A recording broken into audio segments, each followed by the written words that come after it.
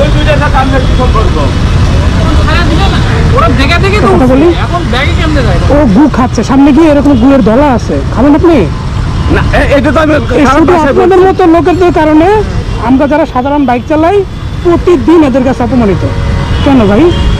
চোখের কি লাভ ছড়া মারলে আপনাদেরকে দেয় নাই কেন? আচ্ছা, উনি কথা বলতে পারলেই হইলো, সরি বলে নাই, কথা বলতে পারলে তো হইলো না কেন? মানে উনি অপরাধটা শুধু আমার উপরে চাপায় দিচ্ছে, কেন আটকাইলাম না, এটা আমার অপরাধ। ঢাকা শহরে গত কয়েক বছর ধরে কিছু বাইকারদের কারণে বাইক একটা অসম্মানজনক যানবাহনে পরিণত হয়েছে। এরা পারলে মানুষের প্যান্টের ফুটো থাকলে সেই ফুটো দিয়ে ঢুকে বের হয়ে যাবে। দেখেন অবস্থা। আবার দেখেন যারা নর্মাল বাইকার তাদের থেকেও যারা প্রেস্টিজিয়াস ব্র্যান্ড বাইক ইউজ করে বা হাই সিসির বাইক ইউজ করে, আমরা জানি ওটা প্রিমিয়াম টাইপের মানুষজন, সভ্য শিক্ষিত, তাদের অবস্থা একই রকম। কোনোভাবেই আপনি এদেরকে আলাদা করতে পারবেন না। এই শ্রেণীটা একটা শ্রেণীর, এটা যেই লেভেলে থাকুক, যেই বাইক চালাক আর যেই পেশায় থাকুক, তাদের স্বভাব চরিত্র হচ্ছে ঠিক একই রকম রিক্সাওয়ালাদের মতো। কিছু রিক্সাওয়ালাও রাস্তায় কোনো নিয়মকানুন মানে না, ম্যাক্সিমাম রিক্সাওয়ালা নিয়মকানুন মানে না। এখন এটা পরিণত হয়েছে ম্যাক্সিমাম বাইকার নাকি রাস্তায় নিয়মকানুন মানে না। তার নিয়মটা, তার সিনসিনারি আপনারা দেখতেই পাচ্ছেন।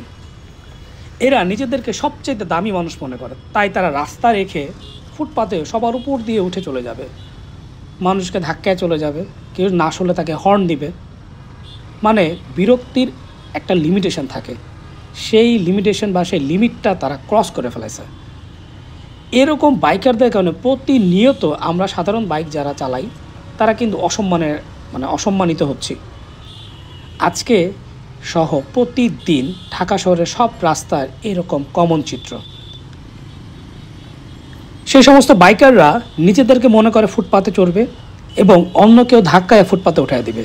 তার নমুনা এখানে একটা দেখেন, যে এই যে হিরো হাল্কওয়ালা লোক, হিরোর মতো মানুষ, এই মানুষগুলো শিক্ষিত, তারপরও এই লোকটা আমাকে বলতেছে ফুটপাতে ওঠার জন্য, মানে সেও আমাকে ভাবতেছে আমি ফুটপাতে চড়বো তাই আমাকে ফুটপাতে উঠাবে, অথচ সে জানে না আমি তাকে আটকানোর জন্যই এইটুকু জায়গা তার সামনে দিয়ে ক্রস করছি।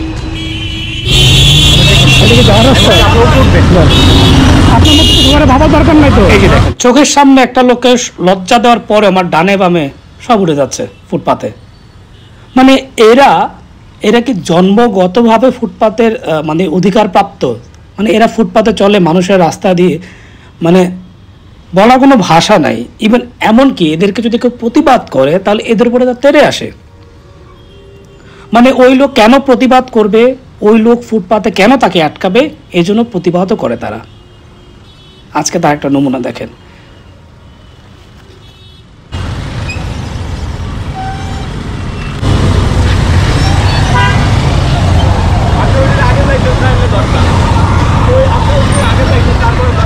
যে লোকটা ফুটপাতে একটা বাইকারকে আটকাইলো, তার সাথে কিন্তু চটাপট লেগে গেছে, মানে কয়েক মিনিট কিন্তু ঝগড়া লাগছিল, যার কারণে আসলে নেমে আমার বিষয়টা মানে এই অসম্মানটা কোনোভাবে নিতে পারছি না।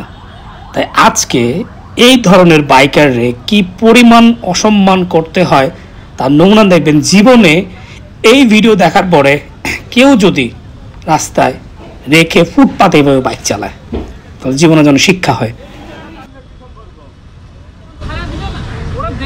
কথা বলি, ও গু খাচ্ছে, সামনে গিয়ে এরকম গুয়ের দলা আছে, খাবেন আপনি? না, এটা তো আমি আপনাদের মতো লোকেদের কারণে আমরা যারা সাধারণ বাইক চালাই প্রতিদিন এদের কাছে অপমানিত। কেন ভাই? চোখের কি লাভ ছড়া মারলে আপনাদেরকে দেয় নাই কেন? আচ্ছা, উনি কথা বলতে পারলেই হইলো, সরি বলে নাই, কথা বলতে পারলে তো হইলো না কেন? নামেন। উনি অপরাধটা শুধু আমার উপরে চাপায় দিচ্ছে, কেন আটকাইলাম না, এটা আমার অপরাধ। নামেন পিছনে। আপনারা অভিযোগ করছেন, আপনারা এটা বলেন নাই যে আচ্ছা ঠিক আছে আইসা পড়তে চলে যান। আপনারা তো ওই দিক থেকে কথা বলেন না, নামেন। অভিযোগ নামেন, তাহলে যান, ঠিক আছে। কোনো লজ্জা শরম বলে কিছু নাই এদের। না রে ভাই, জান না না, ফুটপাত আপনারা পুরো রিক্সাওয়ালার কাতারে পড়ে গেছেন। আপনি রিক্সাওয়ালার কাতারে পড়ে গেছেন।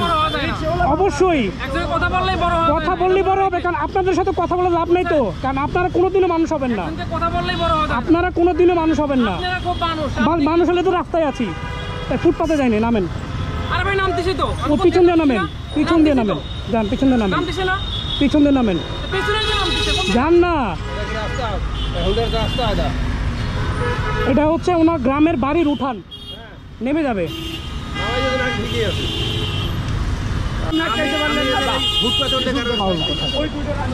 খালি আরেকজন দোষ করছে, তার পিছনে পিছনে তার চাইতে হবে।